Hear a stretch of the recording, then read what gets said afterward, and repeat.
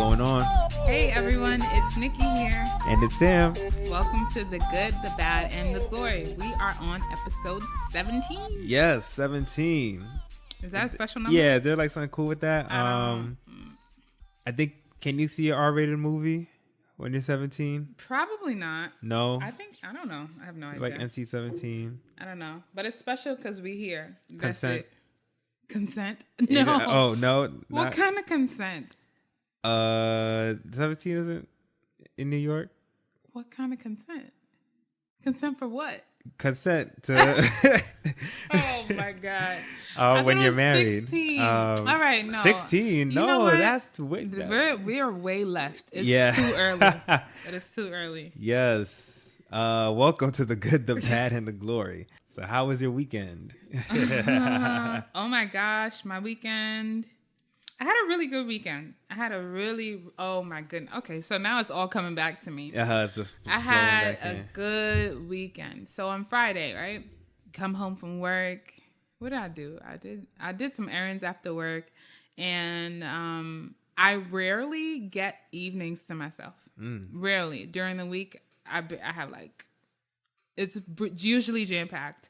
And so I had the option of staying home and Netflix and chilling. Oh, really? Solo dolo. Or and going to the Purpose Life Church Fresh Oil Conference. So Purpose Life Church is a church in Brooklyn. And they hosted a women's conference this past weekend. It's called Fresh Oil. And so I was laying in bed. I already started watching my shows. I was getting into Master of None. That's my show. It's hilarious. Oh, I gotta check that out. Oh, you're wrong. It's so good. So I'm getting into Master of None or whatever. And it's time to go to the conference. And honestly, I'm like, don't really want to go. But I spoke to a friend and they were like, you know what? This might be a life-changing experience for you. So I was like, you know what? I'm just going to get up and go. I literally got up and I went to the conference. And when I tell you, that conference was, it was so good. And I was only able to go one night. But it literally changed my life. Like, it just feels really good when I feel like God will rearrange and organize that. I feel like God organized that conference just for me, just for the word that I got. Well, and so that just felt really, really good. So that was my Friday. Yeah. Saturday, I supported, we've talked about this on the show, Women Under One Roof. Yes. An organization, a women's empowerment organization run by our friend Bianca Kane. They celebrated the 4th anniversary of the company. And so I went to celebrate that with them. And Sunday was church and chill. Yes, church and chill. That's it. How about you? How was yours? My weekend was packed. We actually kind of shared a weekend somewhat. We shared that Friday night. Yep, I was also at the Fresh Oil Conference. Playing at the Fresh Oil Conference. Yeah. So you might have been like, wait, didn't Nicole just say that was a women's conference? Well, there's we get an all-female band. I actually play every Sunday at Purpose Life Church. While that's not my home church, it's a church I play at, and I like consider it my second home church. Like, people there are so awesome, and I got a chance to play there all 3 days of the conference. And even though I wasn't a woman, I felt I've still felt the glory. Like, it was so powerful. Like, it was powerful. Like, there was some anointed, powerful woman gracing that stage.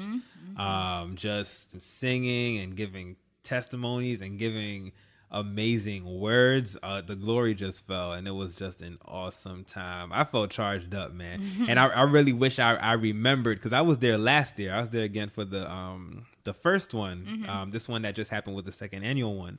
And if I remembered, I would have announced it on the podcast, because it's like, yo, it was that ladies, good. y'all got to come through to the Fresh Oil Conference. Y'all got to make sure you make it out to the third one next year. And yeah, it was totally, completely amazing. And it took up my whole entire weekend. My wife, actually, shout out to Naomi. Ooh, hey, Naomi. She was helping out with coordination for the event. And she did even more work than me. So at the end of the weekend, we were just tired out. Like, so tired, but it was an amazing event. Purpose Life went hard. They blocked off the whole street. Yeah. They took over, set up these big tents that was service outside, lights, smoke, everything, like nine. But none of that was even comparable to the anointing. Yeah, no, seriously. that was in that room. It was amazing. Wow. So shout out once again to the Fresh Oil Conference. It was amazing. Ladies, make sure you're there next year. Right. Yeah, it was great. Cool. So that was this past weekend. Mm-hmm. This coming weekend is the 48th annual Dove Awards. 48? 48. Yes, they've been doing this for a minute. Wow. So for those who don't know what the Dove Awards are, and I think I explained this in one of our trial episodes. Oh, nice. And I think I actually explained this wrong because we were talking about the Stella Awards. Okay. And I said the Stella Awards is like the Grammys of gospel, which is true when it comes to gospel. Okay. But gospel. But the Dove Awards is like, to me, what I realize now, it's like the Grammys for just Jesus-inspired music. Okay. So they have categories for like CCM, then they have categories for gospel, then they have categories for rap and hip hop, and they have categories for bluegrass and country. Oh, really? Like all Christian music and stuff like that. So if I were to kind of like recalibrate my understanding of the Christian awards shows, it would be like the Dove Awards is like the Grammys. The Stellars are like the BET Awards.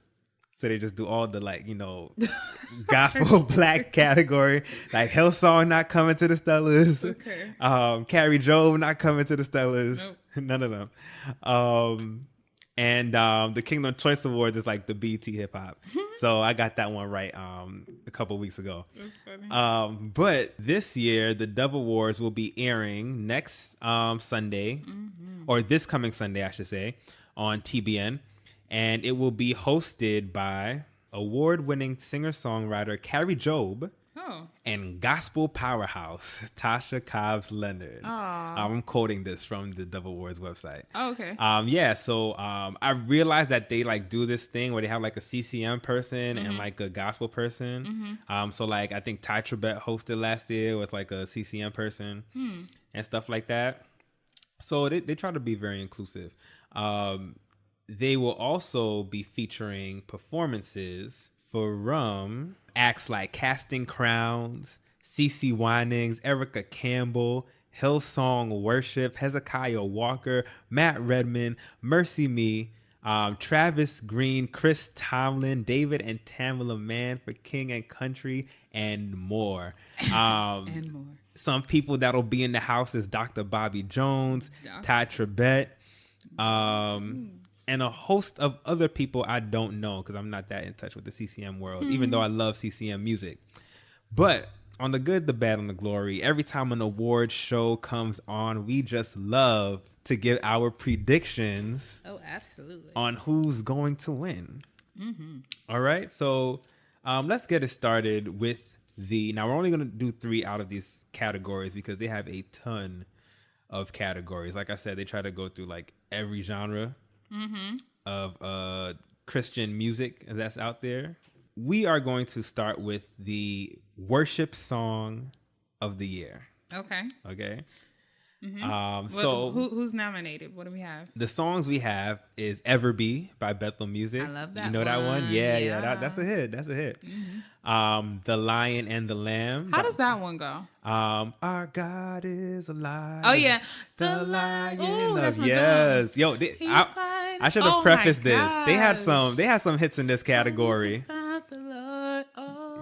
That's that one, right? Oh man. Yep. Oh, Come to the Altar. What? Woo. What?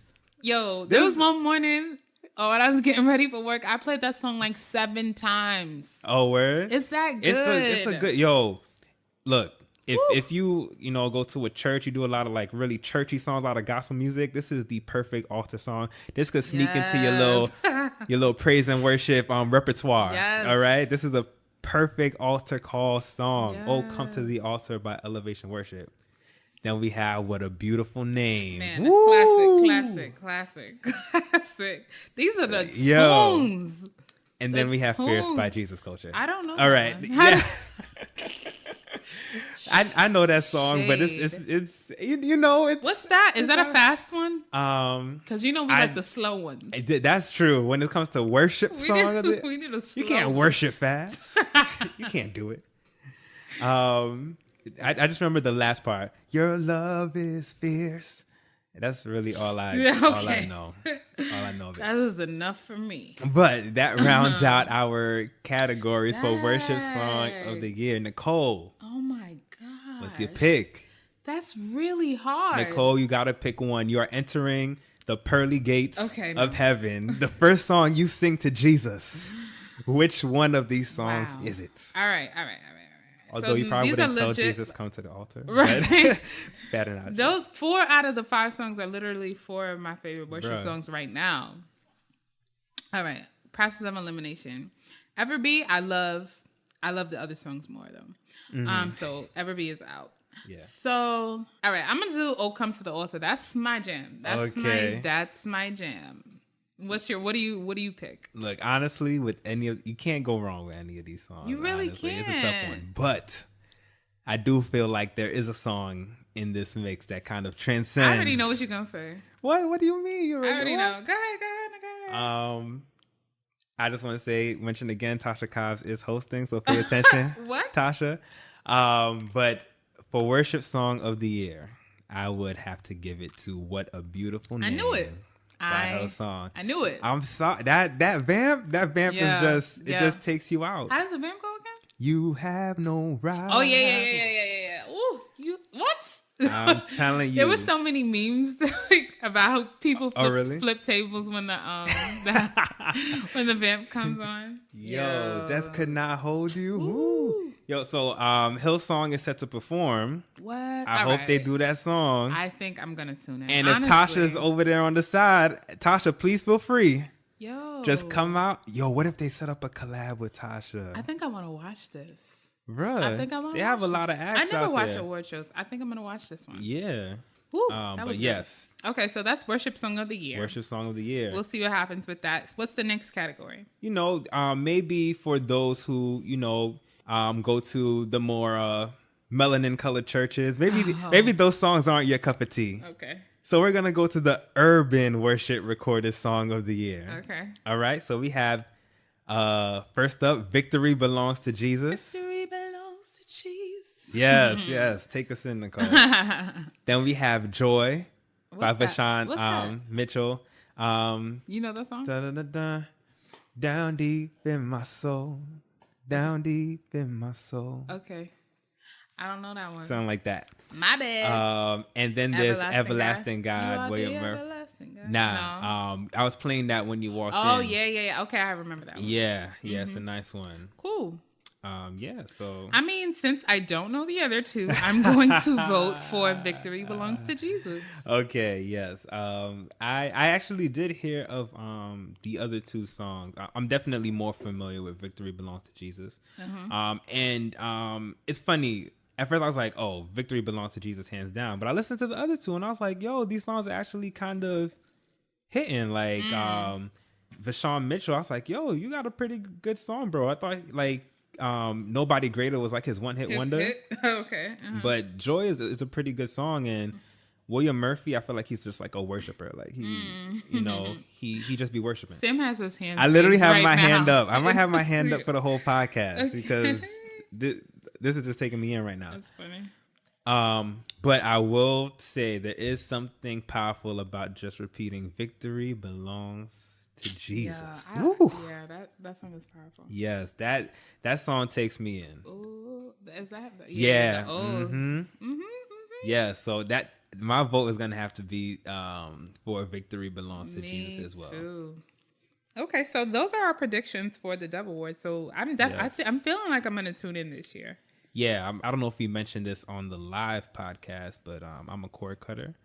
Yeah, we definitely have. We talk about that every single award show that we that is true. Yeah, like we don't have cable, so we're bootlegging. But I do have cable, but I still don't know. I don't know. We'll see. Yes. But speaking of music, I believe over the past weekend, the new Ty Tribbett album dropped.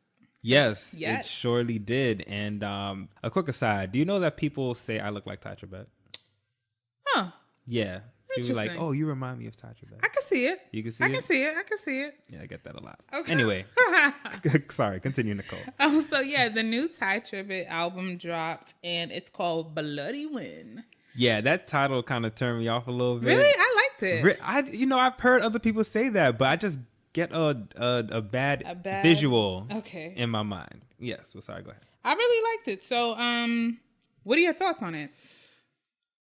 I liked it. Now, admittedly, I only got to listen to like 80% of it. I didn't get to listen to the last 2 tracks. Mm-hmm. But generally, disclaimer: Ty is one of my favorite gospel artists. Mm-hmm. He's like, one of those dudes out here. He's one of the heavy hitters of gospel. Yeah, I should say. Mm-hmm. And I only really got to take an initial listen, but what I heard, I liked. I felt like it wasn't the same old gospel music that I feel like I always hear. Right. So I just love that he he's been in the gospel game for so long, but he still tries to make his sound different, still tries to switch it up. I believe there's a song, if I'm not mistaken, it's called Mighty. Okay. If I'm not mistaken, there's a Mighty. It's towards the end. Yep, number 8. Number 8. Yeah, those are one of those songs when I heard, and I was like, okay, yeah, this is a song right here. Yeah. Dope song, but yeah, I'm definitely gonna give it another listen. I know there's definitely some songs there that I gotta add to a lot of my playlists. Yeah. How about you, Nicole? I liked it. I think I feel like he's trying to go in a more world music direction. Okay. Because a lot of the music I feel like is inspired by international influences, or even the intro, like how he has. I really like the intro. Yeah, I really like that intro. Yeah, the intro is like you can tell people with different accents, meaning people from around the world, giving statistics about what's happening in the world today, and things like that. And a lot of the music is just very. You can tell there are influences that come from outside of the U.S. Yeah. And so I think that was interesting. Not many of these songs can be sung in church on a Sunday. Absolutely not. So that's something that's interesting. Like, and it's different from his usual. So I enjoy it. I'm happy about it. I'm a Ty fan, so I think it's cool. Absolutely. So yes, please. I would definitely say go take a listen to Ty Tribbett's new album. Mm-hmm. And just real quick, we want to give a shout out to Shonda Rhimes, who was just inducted into the TV Hall of Fame. 3rd Black woman to be inducted to the TV Hall of Fame. And before her, it was, of course, Mother Oprah. Yes. And singer, actress Diane Carroll. Wow. Yes, she's definitely in good company there. And I mean, everybody knows who Shonda Rhimes is. The mastermind behind Grey's Anatomy. Yes, you and my wife love that show. Scandal. Scandal. How to Get Away with Murder. Yes. Private Practice. Yeah. All of them. There's so many. And I feel like when Grey's became very popular, we realized that she was behind a lot of the other shows that were already, syndicated and on TV. And she just landed a deal with Netflix. It's a wrap. She's doing it out here. Shout out to you, Shonda. Mm-hmm. And speaking of Black cinematic greatness. Yes. Marvel just dropped that official Black Panther trailer.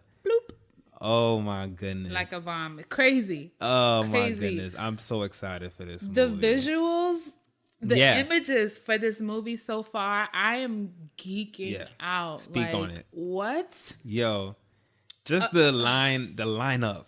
Of all Black people in action, is it? Chadwick Boseman, Michael B. Jordan, Lupita. Yep. Her name is slipping me, but she plays Angela Bassett. The girl who plays Michonne on The Walking Dead. Deny? No. I don't know her name, but I just see all these Black people. Yes. And I am so excited about this. Yes. And we can't forget our homegirl. Shawnette, yes, who will be in this movie. Oh, there's so many reasons to be excited about this. Definitely. So I'm hearing that it's dropping February 18th, 2018. February 18th? I believe. Okay, gotcha. So I'm ready for it. Yes, we are ready. So excited. We are ready. We're going to be tuning in. Yeah. So those are all happy things that are happening. Those are good things. And of course, you know. And that's all that's good, right? That's all, right? That's all that's happening, we could just end the podcast right here. Right here. Well, unfortunately, there are some not so great things happening in the world as well. So first, last week we talked about Harvey Weinstein and his craziness. And since then, it's been a snowball of new pieces of the story just coming forward, whether it be victims or people who are apologizing for something that they've done. And, you know, it's been crazy to me because it feels like we just like uncovered a whole mess. Yeah. Although I'm not surprised that all of this existed in Hollywood. Yeah. Because this is not the first time. Like what you said, uncovered a mess, but a mess that everybody knew about, but they just didn't want to say anything. Yo, like not even just, I don't mean this to sound away towards the victims at all. I don't mean that, but even people who were not victimized, they just kind of knew. They just knew that this was happening. They knew that they accepted it as the norm. Like, oh, this is just what, and I'm sure there are more. Yeah, there are more. People are coming out. I think I heard a report where someone said they had told someone else about what happened to them. They're like, oh, I wasn't quiet about it. I was telling people. And the people were like, oh, yeah, that's just Harvey being Harvey. Wow. Yeah, like, what is that, though? It's like, money. That's what it is. Like, it's money and it's power. I feel like more important than money is power. Yeah.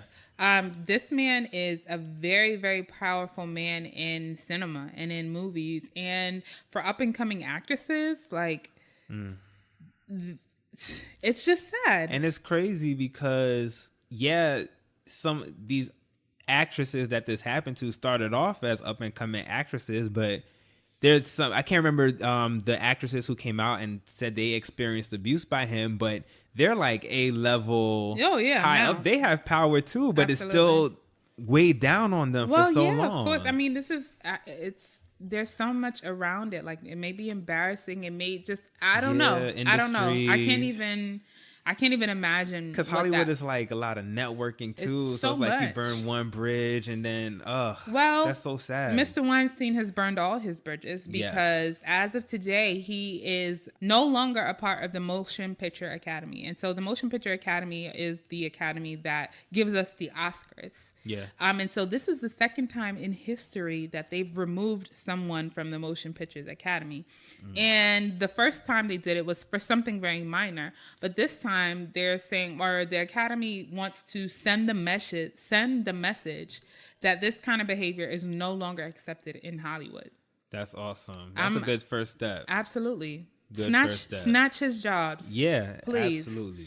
So I've been hearing a lot of people compare what's happening to Harvey Weinstein to what's happened to Bill Cosby and what the repercussions have been comparing the two. What are your thoughts on that? It's funny. I did want to think like in depth about this because like a day or two after the story came out, I was like, I want to compare like I guess the downfall or the witch hunt that would happen. Mm-hmm. One thing I will say though is that he doesn't seem now.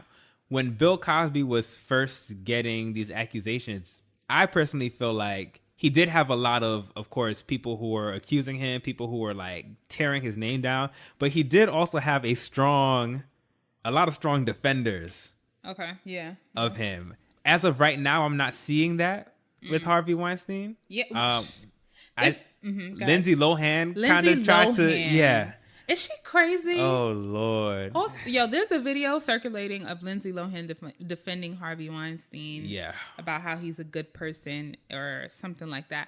That has nothing to do with what he did. Yeah. I mean, him being a good person or you thinking that he is a good person doesn't change the fact that he did all of this to so many people. There's also Woody Allen. Do you know Woody Allen? I know Mr. Woody Allen. Oh, yeah. The guy that married his adopted daughter. Yep. Yes. Him. So he came to Harvey Weinstein's defense and he said that, I'm gonna read the quote. He said that Harvey Weinstein's fallout could lead to a quote unquote witch hunt atmosphere where every guy who winks at a woman needs a lawyer. Man, listen, do you know what we call that in sociology? I'm a sociology major. Oh, what do you call it? We call that rape culture. Okay, yeah. We call that rape culture where you create these sort of underlying condescending environments that try to like normalize sexual assault, all of the, all of that kind of stuff. So you making a joke by saying actually making this man accountable for assaulting several people is going to create this atmosphere where if I wink at somebody, I'm going to need a lawyer. No, if you assault someone sexually, you probably will have to pay some consequences. I mean, I feel like that's normal, no?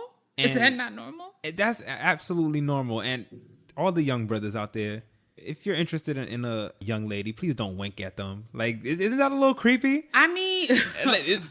to me, that showed how out of touch he was. Like, are you saying we can't wink at women anymore? No, like, I think what? He's being a sarcastic jerk. I think that's what he's trying to do with that. Like, he's trying to be sarcastic and condescending about this whole thing. He's saying that winking, like, oh, something as harmless as winking. I'm like, nah, bro. Even winking is a little weird. Just keep yourself. You don't need to bring that into the workplace. Keep it to yourself, bro, right? Come on, bro. But no, I mean, people in power don't really. Sometimes they don't know where the line is drawn, So that's what's happening with that. So Harvey Weinstein is still apparently very apologetic for all the wrong that he's done. He said he has a problem and he's working on it and blah, blah, blah. Please forgive him, et cetera, et cetera. Forgiveness is a thing, right? Yes, but there are also consequences. Gotta pay for you. There's the law. Yeah. There's what is a law in the United States, and so he'll get it. Yeah. There's that. Oh. Yep. One other thing I wanted to add to that I really like to see and that I thought was powerful was that while we did see a lot of women come out and talk about the sexual abuse they suffered at the hands of Harvey Weinstein, a few men came out and talked about how they were sexually assaulted as well. Wow. And I feel like there can kind of be a stigma when it comes to men and talking about sexual abuse and that they suffer from that as well. I wouldn't say, or I don't know the statistics as much as women, but it does happen. And it is powerful to see that men would come out and be brave enough to talk about something like this. So Terry Crews came out and talked about how he was groped by a Hollywood executive, like in front of his wife. Wow. That's crazy. So as an adult, this happened to him. Jesus. James Van Devere, I think I said his name right. James Van Devere. Yeah, probably. He's famous for playing Dawson in Dawson's Creek. Okay. Mm-hmm. He talked about how when he was younger, Hollywood execs would grab his butt. These are older men. They would corner him in like weird sexual conversations. Right. And you know what? When we're thinking about it now, I sort of chuckled because I'm like, oh, somebody grabbed his butt. But when you think about that dynamic of it, like someone who's really powerful, who probably controls your job, who gives you your job, who probably writes your checks, and you're probably at a social event or wherever, like that is not something that anyone wants to experience. Right, and it makes you feel uncomfortable. And you feel like, but if I mention this, does this have a negative impact on my future? Right, does this threaten my future? So, yeah, I thought that was really, really awesome. Yeah, that people are coming forward. So hopefully shedding light on all of this was sort of bring more awareness to what's happening in Hollywood and really cause people to hold each other accountable to things like that, to sexual assault within Hollywood.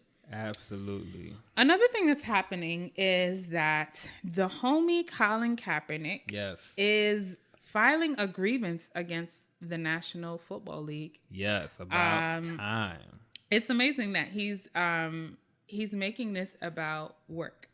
So Colin Kaepernick, who is a free agent, filed a grievance under an agreement that is accusing the owners of the NFL of collusion. Yes. that is causing him to not get a job.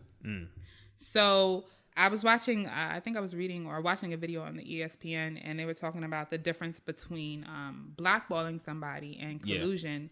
In that collusion is really, I don't know what the difference is, but I believe it's like I watched First Take before the show, and they were talking about it, and basically how if he could prove that NFL coaches, not NFL coaches, but NFL owners, team owners, or even the commissioner, if any of them were like kind of talking with each other in any way to like kind of, even if it's just two or three of them, in any way saying like, hey, you shouldn't, hire Colin Kaepernick or anything like that. That's the issue. That's a problem. Absolutely. So he has hired a lawyer. And usually if an NFL player has a grievance or someone they would go through, there's a part of the NFL that there's an NFL Players Association that players usually go through to file a grievance or any type of law-related issue.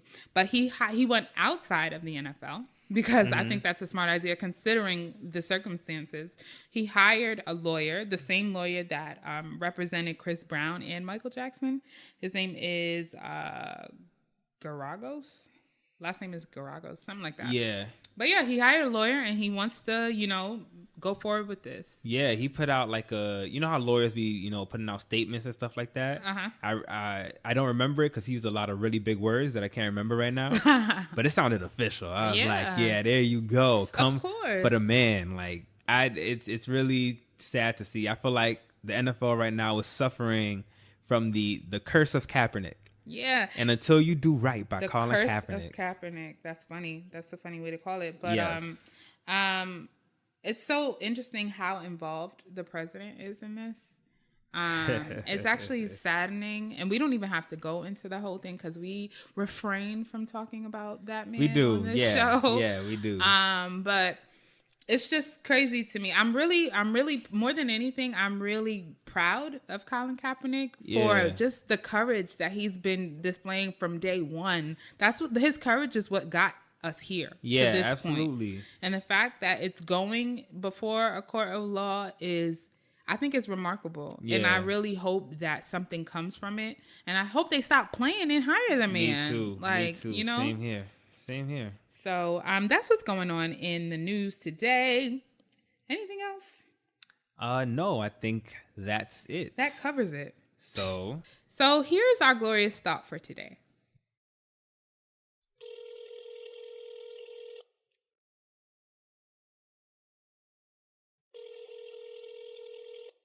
Hello. Hey, Pastor, how are you? What's up, Nicole? Good. You're live on air on the good, the bad, and well, not live, but we're recording. Yeah, podcast live. Hey, Pastor JR. What's up, Sam? Not much. Good, man. I'm here with the kids. Oh, hey, kitties. So they're climbing on me right now. Family man. Yes. So as you may know, every once in a while we have an impromptu call to someone in our phone books to give us a glorious thought for the episode. So you were on the roster today. Oh, wow. I'm honored. I've been chosen. So what's on talking about? Today we're talking about a bunch of different things. We're talking about some hot topics. We're talking about the Dove Awards, the new Ty album, a few things. Dang, I got a lot to catch up on. Looking forward to listening. Yeah. I listen to y'all to catch up on the latest news. So. Oh, that's awesome. Yes. Thank you for listening. Thank you. Oh, hey. So, do you have a glorious thought for us today? Oh, wow. Well, I always have a glorious thought. Come on. Thinking about Jesus. Glorious thought. Well, for one thing, for those of you that know, or those who are listening don't know, Hungry for God Church has a podcast as well. So check out our church's podcast and listen to what I be thinking about, what God has us thinking about. And we just came out of a series called No Perfect People Allowed. Mm-hmm. And it's really been messing a lot of people up in a good way, primarily because it's challenging everything we thought we knew about how to relate to people And one of the things that we talked about is how we have a habit of expecting people to be perfect before we trust them, and that's the recipe for disaster. It's the reason why many people get hurt in relationships, because it's ultimately, when you do that, what you're doing is you're actually waiting on a lie, because no one is perfect. So if we're waiting for people to be perfect, to never mess up, never make mistakes before we consider them worthy to be trusted, then we're lying to ourselves. So what we actually need to do is, instead of expecting people to not mess up or to be perfect, we need to allow people just to be themselves. And we just observe and we watch and analyze people, listen to people's words, just simply analyze their actions, because everyone deserves to be trusted until proven untrustworthy. So we got to just, instead of looking for trust before we trust people, we need to actually love people. And I believe if we love people more, we'll actually begin to allow people. We actually will give people the benefit of a doubt and create the very atmosphere people need to be loyal and to be trustworthy and to actually be their best selves for us. Wow. That's really powerful. Yeah, man. It's good stuff. We just got to learn how to love more, man. I just really want, especially believers, as Christians, like, that's our job. Like, the number one thing Christ wants us to do is to just love and love people more. And love people to the point where we have to die to ourselves. Wow. Right, yeah. I like what you said about not waiting to basically giving people the benefit of the doubt of being trustworthy to create an atmosphere for that person to be trustworthy. Because it's kind of like a self-fulfilling prophecy when you're like waiting for someone to, do you wrong, or waiting for someone to, like see what they're going to do you wrong. You kind of like create the atmosphere for that very thing to happen. Yeah. In a sense. Exactly. If you believe in people have a tendency of for those people who believe in them, the people who love them, they actually seek to please them. They seek to live up to them. And so it's crazy because somebody can actually do you wrong, right? And then maybe they didn't even intend it. Maybe they, it wasn't intentional. And then you forgive them and you actually show them that grace. And then what happens is they don't expect that from you. So once you actually give them something that they don't deserve, it's called reciprocity, right? You release in them the desire to actually want to do you right the next time. Wow. You know what I'm saying? Yeah. And that's great. Wow. But this is stuff like we got to put into practice to actually see it. Like you won't. Jesus said you wouldn't know. The words that I speak, you'll know they're true if you put them into practice. If you actually just live by it and do it. And so. Yeah, man. So I'm just challenging people right now to like believe in people. Believing in people actually brings out their best selves. Yeah. Wow, we're soaking that in. Yeah, I was like, yeah, that's good right there. So we could. Good. Yeah. I'm believing in my kids now. I'm expecting the best from them. Right, Preston? Oh my gosh, that's such a good word. Well, thank you so much for checking in with us and giving us that glorious thought. And we will definitely encourage our listeners to check out the Hungry for God Church podcast. Yes, absolutely. Yeah. Okay. All right, bye, Pastor. Thank you. All right, thank you guys. You guys doing an awesome, phenomenal, glorious job, and I'm excited about listening to this one. Thank you. Thank you so much. Bye-bye. Wow. Yeah. There's a lot to go off of there. So much. Yeah. One thing that I would say, so when I was, of course, I go to Hungry for God Church, and so one Sunday during this series, he asked the question to everyone there, and the question was, what do you think is more important, loving someone or trusting someone? Wow.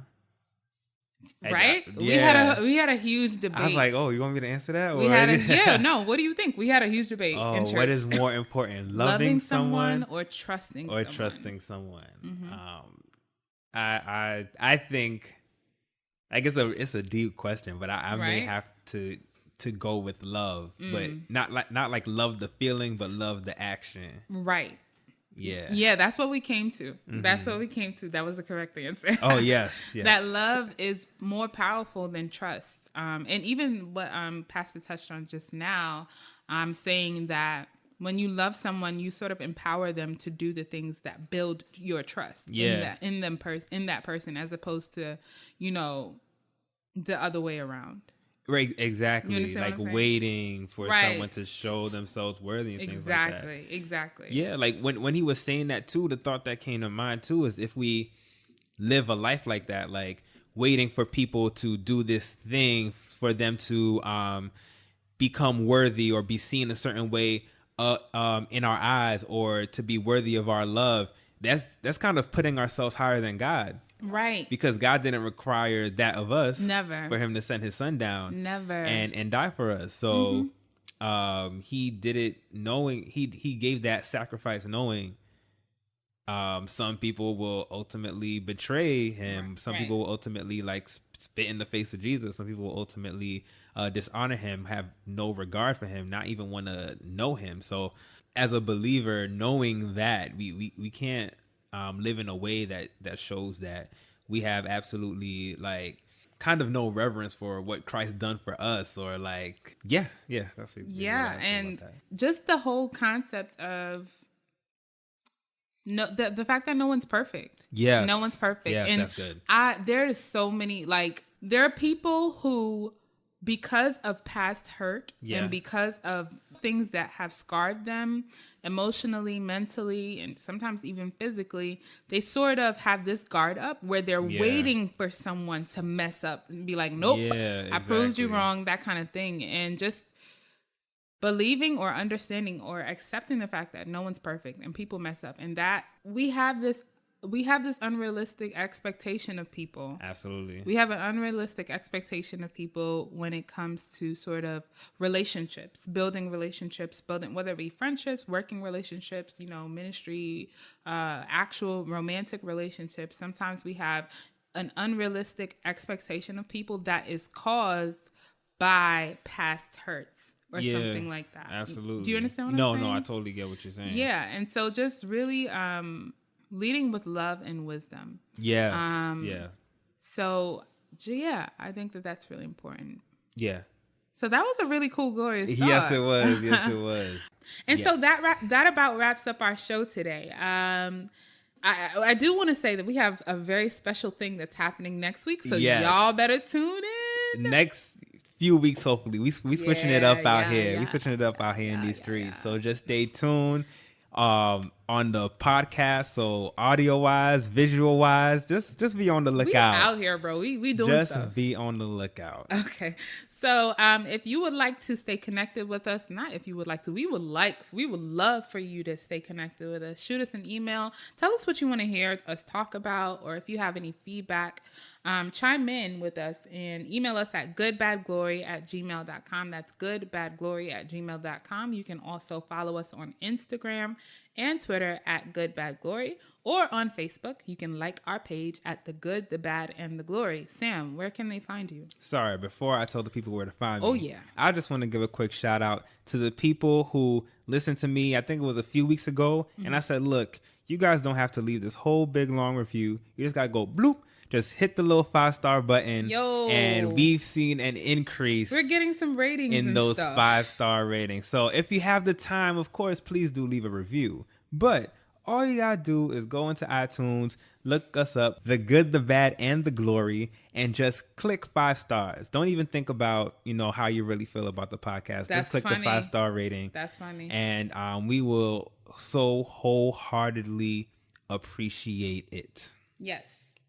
Now tell us, where can they find you? Yes, you can find me at Oh My Lord pretty much anywhere. So that's OHMILORD. You can find me on Instagram and Twitter by that handle. You can find me on Snapchat. That's Proverbs Boy, PROVERBSBOY. You can find me there snapping. And please follow me. I like to make new friends. Also, we've always had a website, But we just recently made it like a legit like domain name. So you can definitely log on to www.goodbadglory.com. Bro. And check out our podcast. That's a real and thing see right all now. our contact information there. We have a as website. well. We have a website. We have a website. That's crazy. Anyways, you can follow me at Nickity. That's NICKITY _ on Twitter and Instagram. NICKITY _ because I be posting stuff. And that wraps up our show. Yes. So remember, no matter what we talk about, whether it's good or bad, it's all for the glory. See you guys next week.